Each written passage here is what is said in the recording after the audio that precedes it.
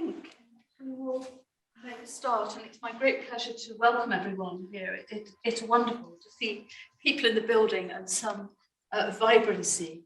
So, and we welcome also friends and colleagues online. It's great to see you too, so very pleased that you could join us. A particular welcome to Tony, of course, and to Janet, Dr. Janet Bottoms, and Stephen, Professor Scott Bottoms, and Erica, Reverend Erica. Thank you very much for coming. We're only sorry that Kathy, who's online, is unable to be here in person, but we know that she's online, so whole family here, which is very, very good. And thank you to all of you for joining us this celebration. It's good to see some old friends here. Wonderful celebration. I do need to just say two things about housekeeping. The toilets are at the end of this corridor.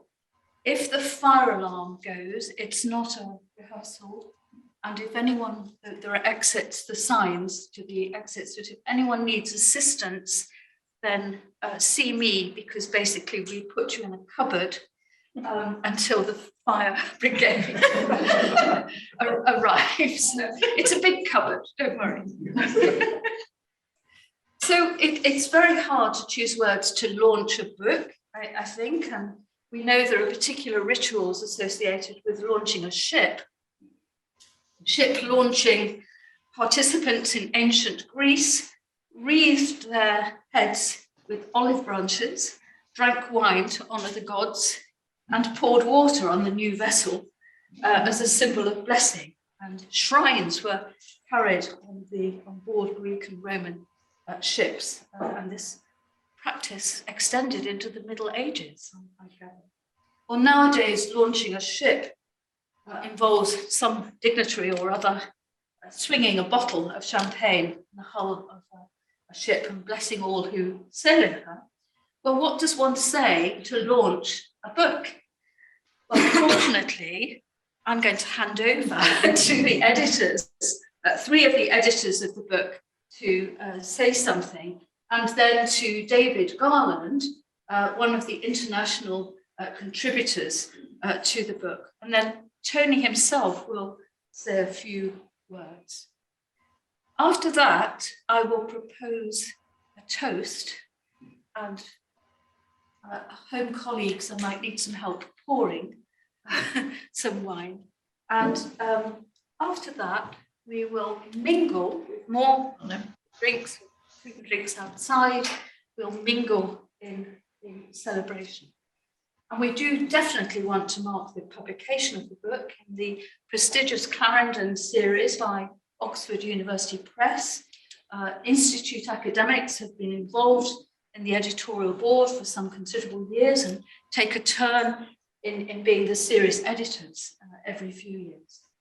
I don't know whether Fiona Bryden has joined us yet, but she's the senior commissioning editor, and I know she wanted to join us this afternoon. So we want to mark the occasion, this occasion, out of respect for Tony's huge scholarly contributions to the field of criminology and criminal justice, and because of as a former Wilson professor and director of the Institute for many, many years. We all know him and love him and appreciate how much he's given each and every one of us.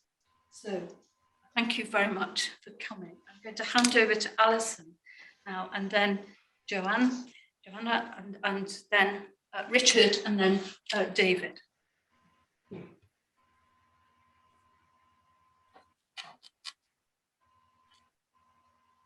Thank you, Lorraine, and my thanks to everyone for coming too. I'm sitting down because I'm throwing things.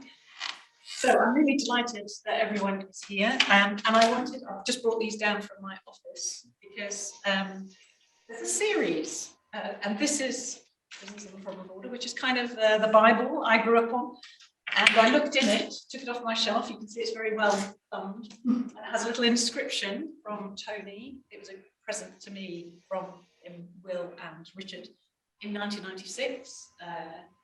I sort of watched them do the project.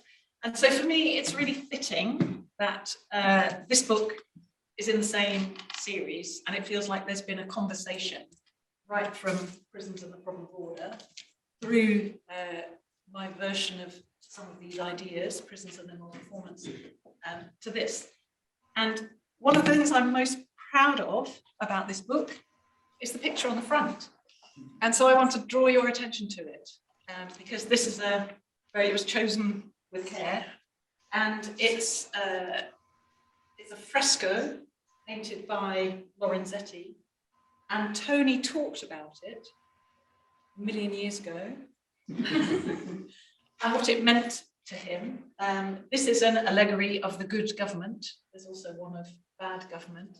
And we gave these pictures to Tony when he retired, and I think you have them on your wall at home. And so when it came to picking a cover for the book, it just felt to me like this was the obvious picture. And it's, for some reason, despite all the wonderful chapters in the book, it's the thing about the book that I like most. So I just wanted to point it out to you all so that you notice it. So there's a couple of other things that I want to say. Oh yes. So the other thing is, I'm just going to read tiny sections from it. And one of them is from our introduction, and it's about all of you online. That not everybody who expressed interest in writing a contribution managed to do so. So I just comment at the very end of the introduction that there are many others who expressed interest in writing contributions, or who wish to express their admiration and love for Tony, the citizen, scholar, criminologist. Many have expressed a wish to be present at the event we shall hold on this book's publication. We've managed to make it happen despite COVID. To honour, thank and pay tribute to a criminologist who inspired, supported and nourished them, and who continues to be one of the most outstanding criminological scholars. So I just wanted to say that I think that's what we're all doing here today, that there's a lot of affection and admiration for me. People are expressing it by being here. The other thing I wanted to do was just read a very short bit of my own chapter where I talk about Tony, because I think you'll recognise the description. So to say that Tony Bottoms has acted as intellectual mentor and friend to me over more than 25 years is an understatement of the first order. He continues to do so, as he does for many others, since his recent freedom from university administration. My intellectual discussions with Tony throughout the various research projects I've conducted have been among the most satisfying and stimulating aspects of my own career to date. We've discussed ideas at his house, at mine, on benches, in gardens, in a variety of offices, on trains, over the telephone, in pubs, and in various college settings. His most regular informal talk time is 5 o'clock with a mug of tea at work. These conversations invariably become deeply serious while remaining light and lead to the purchasing of many books. The most important contributions to my professional life, beyond the intellectual, have been practical, political, and moral. He's acted as a witness to strange situations in the Home Office at my request. He's deliberated with me on the wisdom of resistance and strengthened applications for small but critical funding contributions at precarious stages in my long research contract life, at times embodying the Platonic guardian, Loader. Most of all, he has responded with enthusiasm to my interests in social order and the role of values in prison social life. His passion for the normative in prisons and beyond has seriously encouraged the work of others in this area. He is, as others in this volume suggest, a model criminologist and an inspiration to others. All of the chapters in the book have that sort of affectionate ring to them, I should say. So I just wanted to, those of you who haven't managed to buy or read the book yet, I wanted to know that's among the contents. The other thing I wanted to say was that the reviewers, when we submitted the proposal for the book, which, as is my habit, I only submitted when we'd already written it, they were really enthusiastic. They were among the most positive book proposal reviews I've had.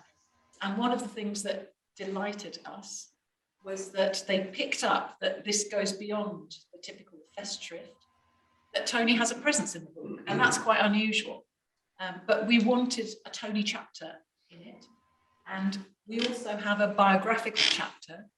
So Richard and Caroline interviewed Tony more than once, and we had various other events. So that there's 2 chapters which are explicitly bringing Tony into the book, and that was our vision of it. And we think, and that's definitely what the reviewers have said, it makes it a more than usual type of history.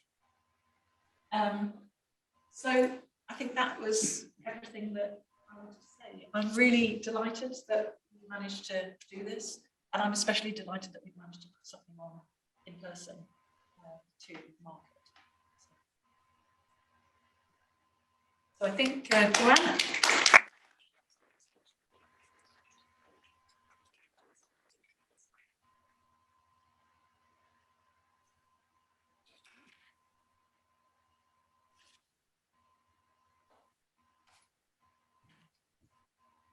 Yes, looking at all the people here from the cameras scattered around the world, I suspect.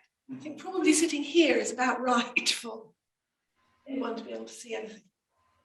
I'm really delighted to be here to celebrate Tony, to celebrate the publication of the Festschrift as one of the editors.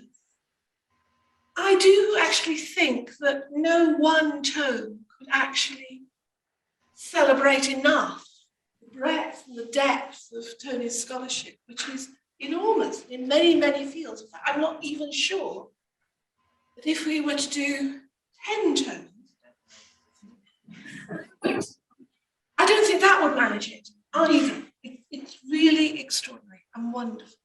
Now, I'm of course from the University of Sheffield, and this is a joint Cambridge-Sheffield production, if you like, because Tony and Sheffield are inextricably interlinked. Tony was our first lecturer in criminology, and very much what we are now, all the numbers of criminologists there are due to his influence and what he has developed, but also Tony and the city of Sheffield were very much seemed to be attracted to each other. I think because of the ways in which Sheffield developed in the post-war rebuilding and all its estates, which are very different from each other. And that inspired him and his large team of people that he worked with on that to really develop environmental criminology, but probably I should be calling it sociospatial criminology. Yes, I should.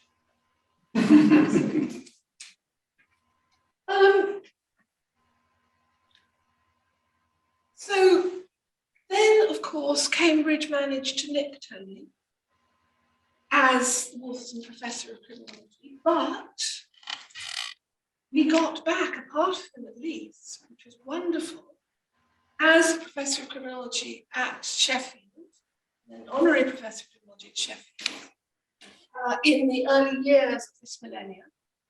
And we were able, and I was really privileged to work together with him and the team on this, to create the Sheffield Resistance Study, which is a study of young adult, pretty persistent offenders and what happened to them, first over 4 years and now over another 10 years as well.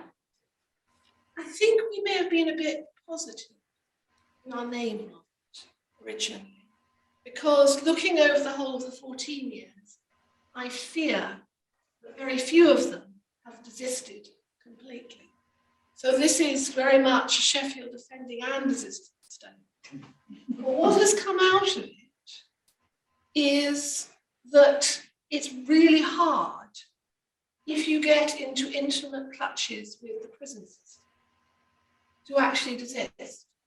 And the ways in which our current prison system is operating doesn't help at all in that respect. But that, of course, produces its own challenges and new challenges for, I think, all of us. And the last email I had from Tony, just a week or so ago, was about how this is the challenge now. How are we going to actually work with the prison and probation service in England and Wales and actually turn them into a much more resistance-focused system? And gosh, that would be an interesting challenge, definitely. But Tony's thoughts on that will be wonderful and will be really helpful. And I can tell from the email that he's beginning to thought on that as well. And the other thing I wanted to perhaps reminisce about a bit was in all of the work he's done, was a really strong set of theoretical foundations. And a lot of this comes from moral philosophy. Many, many authors. Sometimes I used to slightly dread that when we were met up to decide what we were going to say next in the article, when he would produce out of his bag a slightly dog-eared new book, well, new to him and certainly to me, but from a second-hand bookshop. Because Tony, it seems to be, is the word addicted? I'm not sure. It is addicted. 2 second-hand bookshops where he thumbs through everything there and comes up with someone I've not heard of, and you may have done but not read completely, which is really going to form a backbone for the next stuff to write and think about. So I really want to thank him for all those years and for contributing a wonderful chapter to this Festschrift, and also to wish him many more years of second-hand bookshops.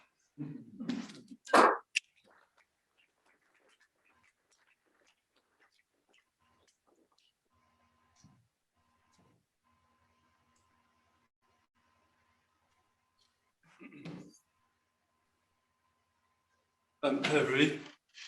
I don't have a great deal to add to what the others have already said. In my view, this book is primarily Alison's work, and that she was the instigator and prime mover, and we, the rest of us, are very pleased and proud to have been able to support her in some way. And I think that it's a great achievement, because if the book is wide-ranging, challenging, and all of those things, that's because it accurately reflects the wide-ranging, challenging character of Tony's contributions. And I think that it is those things, and that makes it a very fitting tribute. Interesting that this little thing, the Lorenzetti thing, is curiously interesting in the following way, that this fresco, series of frescoes, seems to exercise a kind of a magnetic fascination of some sort over criminologists inclined to certain forms of social and political theory, because it is on the cover of Darian Milos's State of Social Control. It's on the cover of a book by Mike Adler, whose name escapes me. And it's on the paperback edition of Public Criminology by Ian Loder himself. So there's something kind of really weird. If we could explore this in a more kind of visual criminological little project, in some sense, of why this particular thing keeps cropping up. And I think it's because it's got something to do with the relationship between citizenship and scholarship, which makes it so apt that it features on Tony's book. But I think is, in a sense, kind of part of what was being intimated in all of those other covers over the years as well. So,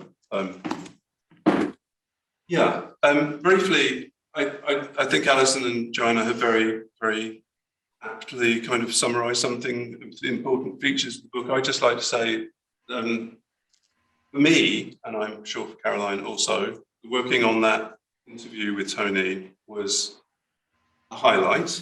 I have another chapter with Ian in the book as well, which is we're kind of pleased with, but I think that was a highlight because facilitating somebody who doesn't naturally talk very much about themselves to talk about themselves is strangely gratifying. And we got a kick out of doing exactly that. I really hope you did too, Tony.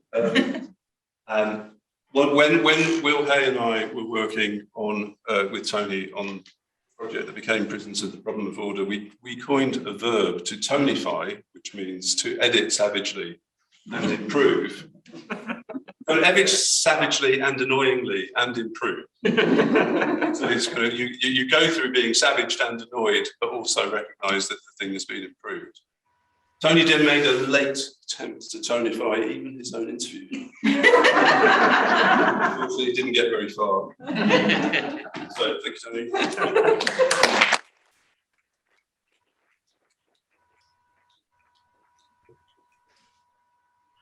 So David, over to you now. Okay, thank you so much, Lorraine. So if Tony moves away as he's doing just now, I now can't see anyone. I can only see the and the other people on the screen, but he's back. Perfect.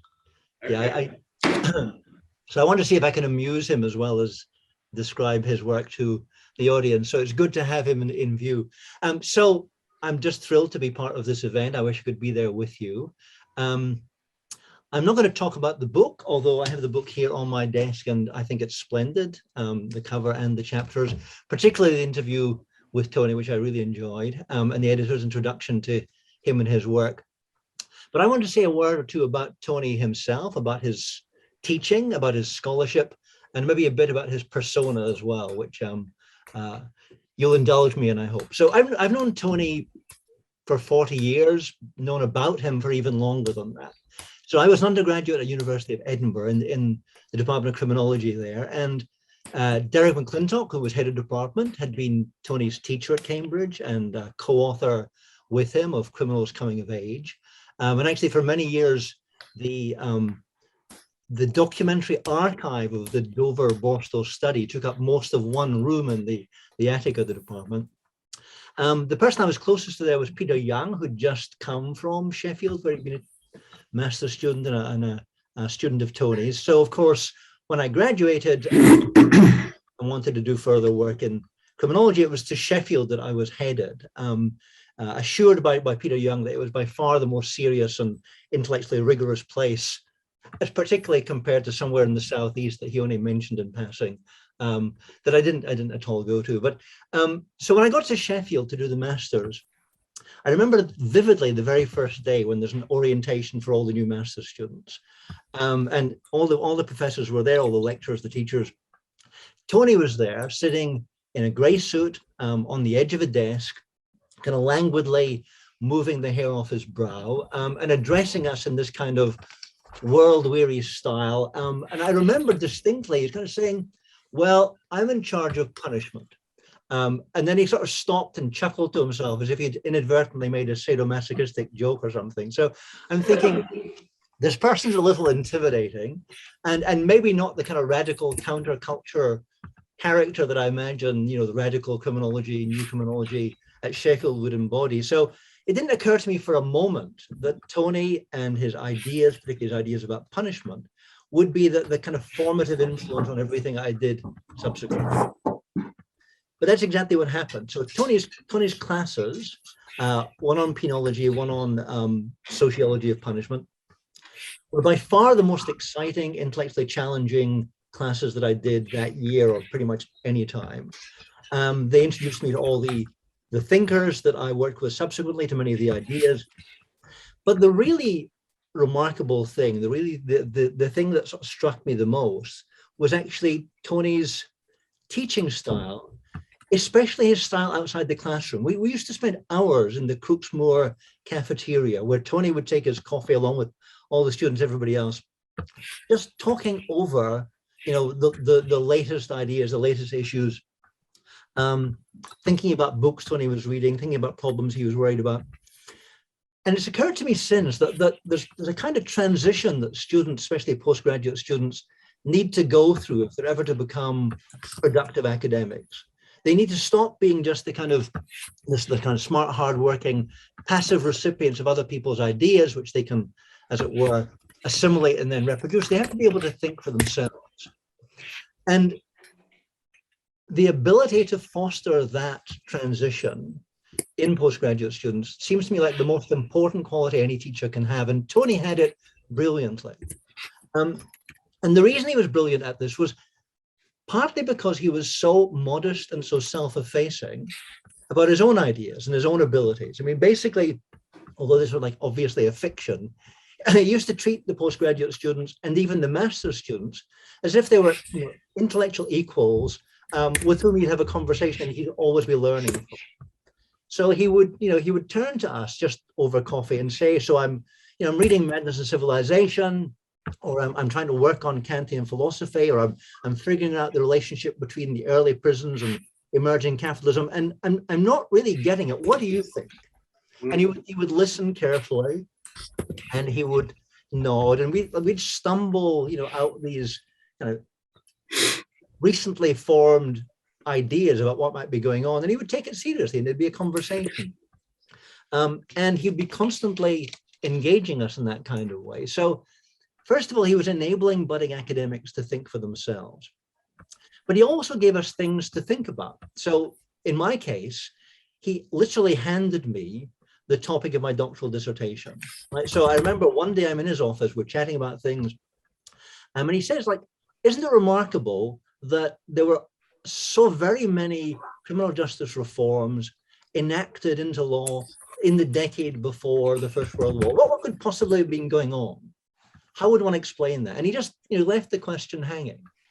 But I hadn't even closed his office door before I'm already thinking, look, I have a research project now. I can go off and do my master's thesis. And of course, it ended up being my doctoral dissertation, my first book. And I have to say, Tony, that book is still in print, and I got a royalty check for it this week. I should probably be sending you some kind of partial ownership of that. So a couple of years later, Tony was the external examiner when I was doing my PhD in Edinburgh. And that PhD and that book was entirely his doing, in the sense of he set me running on this set of questions. The courses he taught were already kind of posing the theoretical ways you could think about these. And coming along as the examiner, he improved the rigor with which I undertook this. So this was, for me, Tony's kind of transformative impact. Let me tell you two stories about Tony. One of them, both of them, I think, bringing out some characteristics that I hope you'll recognize. The first of them is actually about Tony's sense of humor.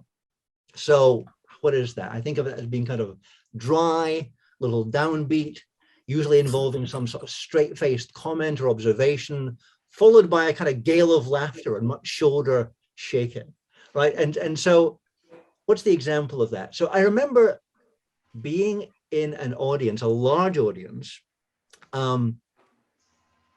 at the New College, the Divinity School in Edinburgh, and Tony was being lavishly introduced as the keynote speaker.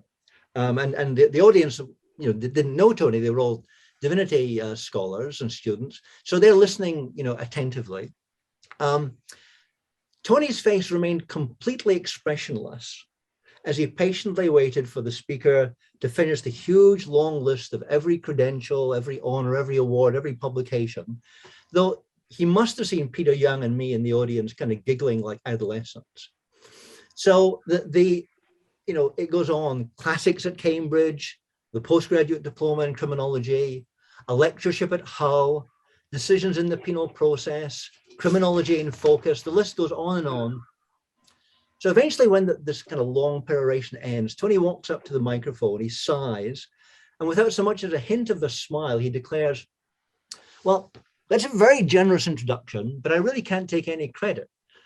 My name is Bottoms, and that resume you just described belongs to my friend Keith Bottomley, followed by a huge howl of laughter.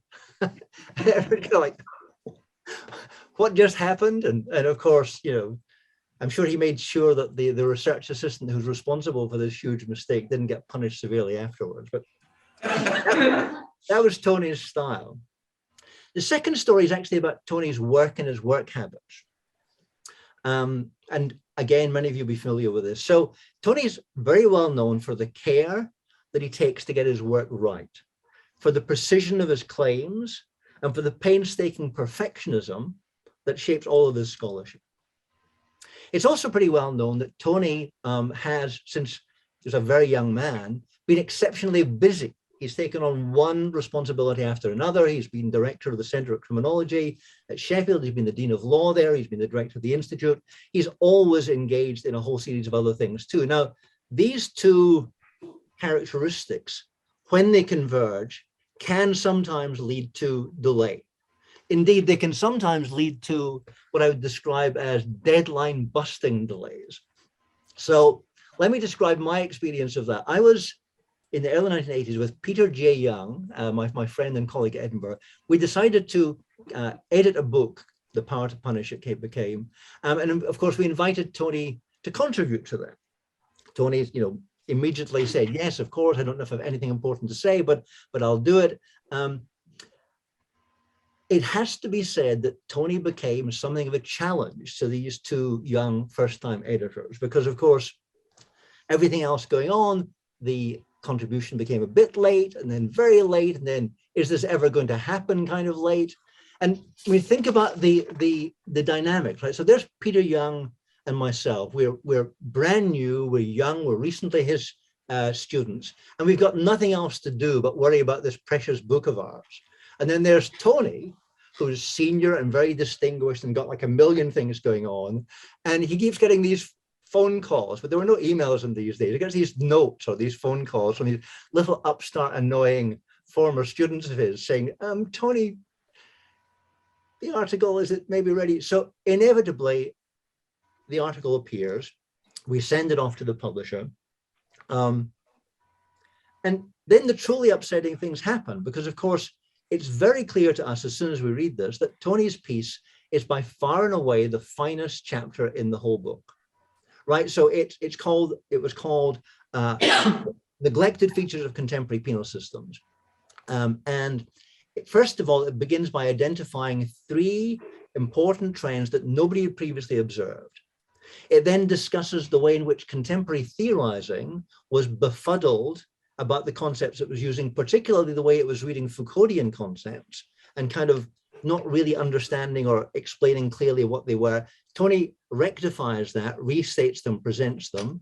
He then goes on to engage with and challenge and criticize two of the other contributors of the book, Stan Cohen and Thomas Mathieson. And then he ends up the whole thing with what I would describe as a kind of an original theorization of important trends that capture the moment of contemporary penal systems. So there's the article, there's the book. And of course, as soon as it starts being reviewed, whether it's by John Pitts or Ari Freeberg or David Downs or Paul Hurst even, every single one of the reviewers singles out this article as by far and away the most important piece there. It's like totally infuriating. Like the kind of the balance between like Tony's being, a problem, getting this from him, like Tony's like completely made the publication worthwhile. And like, what were we thinking the whole time? So this, it seems to me, is completely typical of Tony. His work in criminology, in penology, in the sociology of law, in normative theory is always serious, has an integrity, is theoretically motivated, has insights, sometimes contrarian insights, and make just a singular contribution that nobody else is in a position to make. And that's exactly how it's done. So inevitably, Peter Young and I were extremely glad that Tony contributed to our book. I think British criminology should be extremely grateful that Tony's been a leading light for all these decades. And I personally, I have to say, I'm forever thankful to have been Tony's student and to have learned so much from him and to have him as an example throughout my career. So congratulations, Tony. This Festschrift's entirely for you and entirely deserved. Thanks so much.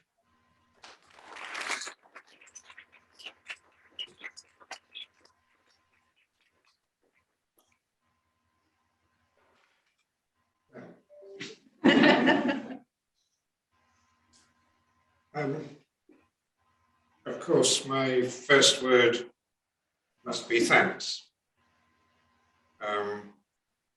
This is a wonderful book. Let's leave the personal aside for a moment and just think about the chapters as chapters. I did consider that I might use this response time to say something about the chapters.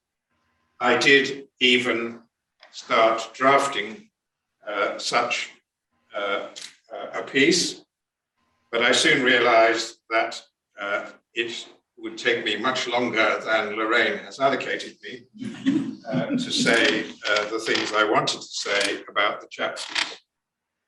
Suffice it to say that the chapters in general are of very high quality, and they're kind of mixed. As the series editors say in their preface, forward, whatever, it goes all the way from a highly technical, quantitative analysis in the final chapter by Justice to some theoretical analyses in some of the other chapters.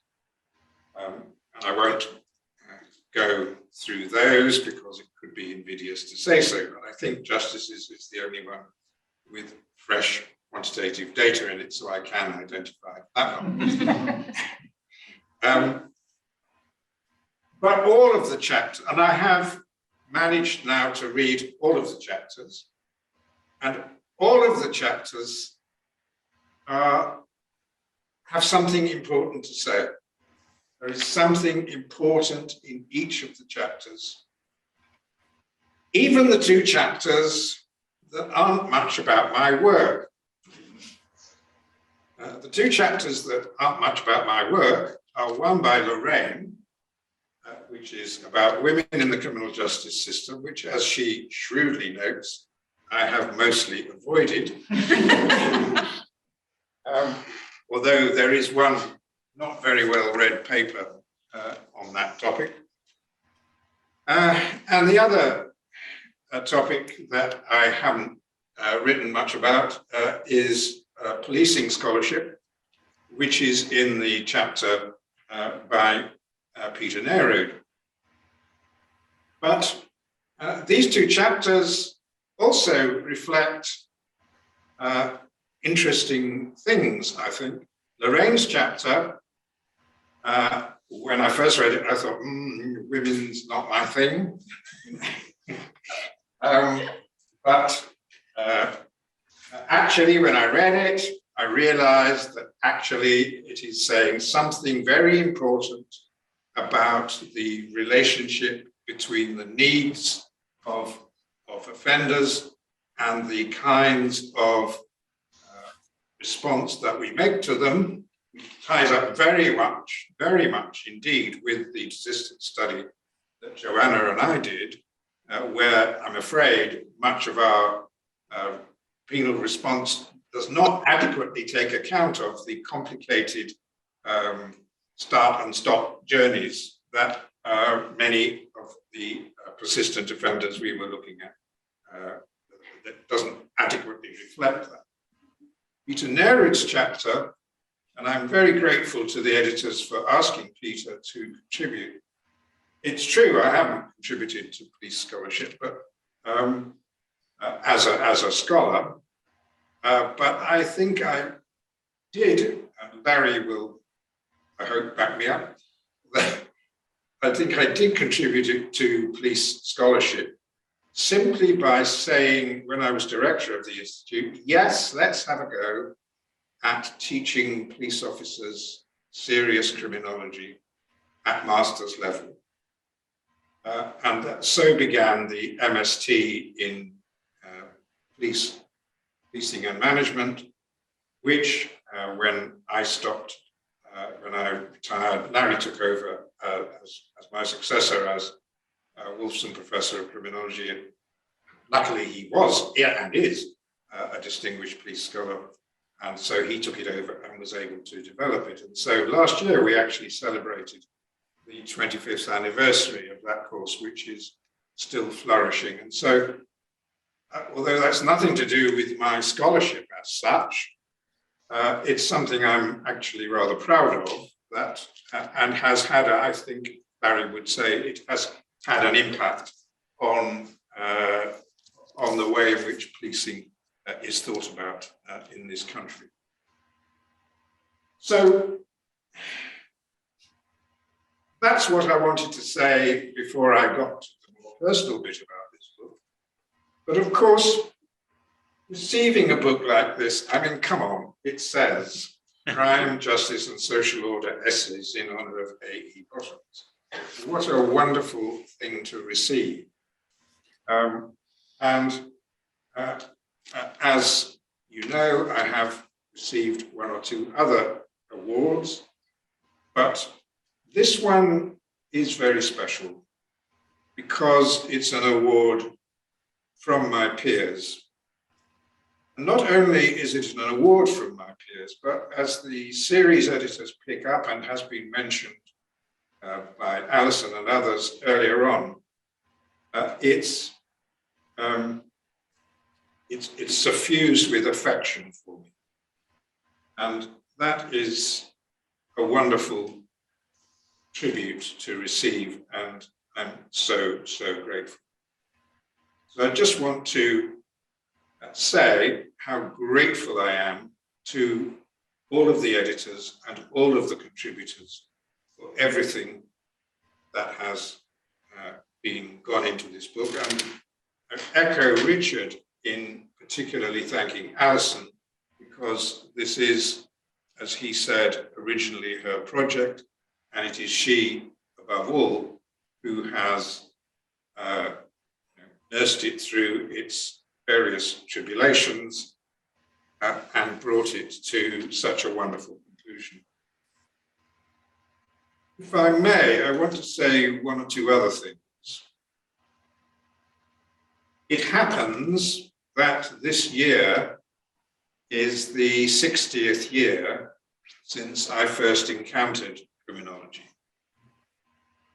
I was, as many of you know, a student on the Institute of Criminology's first postgraduate course, which was then led to a diploma rather than a master's degree, because the university wasn't at all sure that criminology really deserved a master's degree, but a diploma would be okay. It was not only this university's first postgraduate course in criminology, it was the first postgraduate course in criminology anywhere in the UK at a time when there were no university courses in criminology at undergraduate. So it was a very pioneering group that met. Criminology 60 years ago was extremely primitive. It was primitive both it was good in some ways because the literature was more or less non-existent and you could pretty well read everything. You can't do that anymore. But precisely because the literature was non-existent, there was so much that we didn't know. Just to give you one example of that, nobody had ever thought of the possibility that one could do a victim survey. Nowadays, British Crime Survey and equivalents in other countries are totally routine. But nobody actually, the first victim surveys, you might be surprised to hear, came about in the US in the late 1960s, about 1967. But it wasn't just substantively that it was primitive. David Garland has already mentioned that emails didn't exist when he was a student of mine on the Sheffield Master's course. But not only did emails not exist, data processing was incredibly primitive. If you wish to see an example of that, walk outside to the corridor and look at the sorter counter. That sorter counter, that precise sorter counter, is the sorter counter that I did virtually all of the bivariate analyses for the book, the Dover Borstal book that I wrote with Derek McClintock. my favourite comment about that was when Maria Toffey was looking at it a year or so or before the pandemic, a couple of years ago, and she said, "Where's its memory?" It has no memory. It can only do bivariate tables. So it was primitive, but I am pleased to have lived through these 60 years. 60 years, as the editors made clear, began with a short period in the probation service, which was very formative for me and which I've never regretted.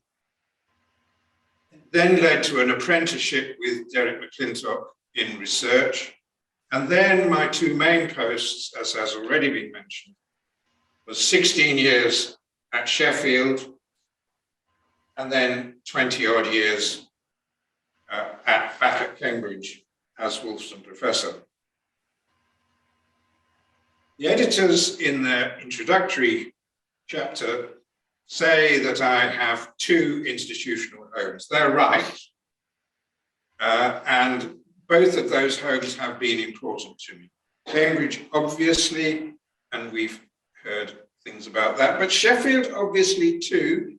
David Garland has indicated how important teaching on the MA in Sheffield became for me. And Joanna has mentioned the Sheffield Housing and Crime Study, which I did when I was there, and then going back to do the Sheffield Resistance Study with her. So Sheffield is also very important to me, and to recognize these dual institutional engagements, today I decided to do a little bit of symbolism. So I am wearing Sheffield University tie and Cambridge University cufflinks.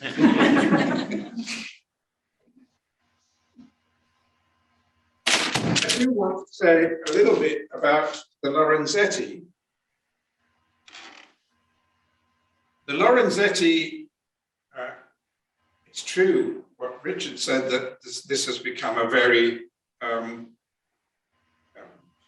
frequently used picture. But as Alison said, I actually used it in an unpublished Nigel Walker lecture, which I gave around 1997, I think. I did so having actually seen it in Siena. And for me, it has a slightly different connotation than the one that Richard picked on. So I'll tell you about what it means to me in particular. To imagine it, you have to imagine a smallish room, probably about half the size of this bit, or no, between those two pillars and those two pillars, that kind of a room, about that sort of size. And on that far wall, we have a window, as we do. And then on this wall behind me, we have this picture of the allegory of good governance. And it's an allegory because these various people, and there are words above each of them, and they're things like justice, peace, magnanimity, and so on, all the kinds of qualities that you would expect from good governance. And then on that wall, we have the effects of good governance in the town and in the city. And so you have wonderful medieval pictures. It's a 14th century fresco. You have wonderful pictures of medieval life in an orderly fashion in the country and in the town. And then on that wall, we have an allegory of bad government and the effects of bad government, which are, as you can imagine, horrendous. So what the message of the whole fresco system is is that if you have good government with appropriate normative structures, peace, justice, magnanimity, etc., that will have effects on how life plays out in the particular society. If you have bad government with corruption and all that, that will also have bad effects. Will have bad effects on life in that particular society. And that, to me, is so relevant for criminologists, because we really do need to understand, for all the technical work that we do, and I'm completely happy with all the technical work we do, but we have to set it in a broader framework. And the broader framework eventually has to be, what is the nature of the social order that we're creating within which these things happen? I have only one more thing to say. I've mentioned that I first encountered criminology in the academic year 1961 to 62, and I do realise that for some of you that feels like the medieval period. But that's when I first encountered criminology. I decided to move from law to criminology whilst retaining some law. At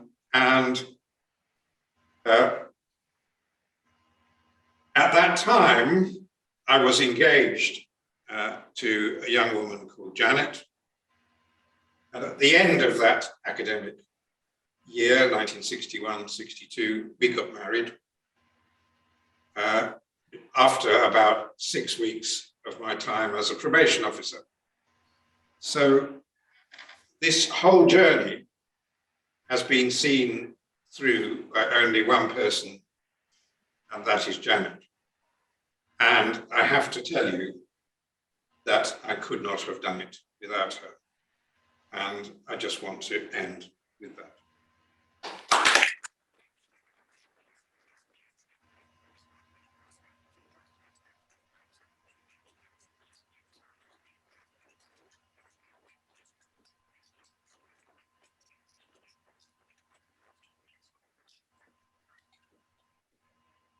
So much, Tony. That was brilliant, as usual. We want to drink a toast to you. I'm going to invite members of the home team to help me do some quick pouring, and friends online might like to get a glass of something in the next 3 minutes. There is opportunity to purchase a book if you would like to do so at a reduced price, I might add. And we'll start again in about 3 minutes' time, I hope. So thank you. Thank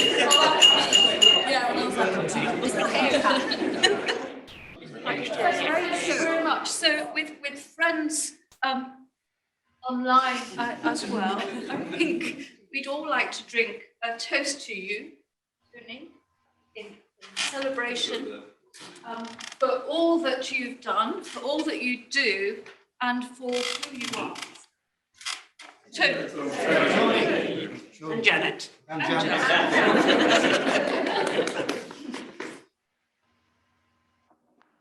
Thank you. And we'll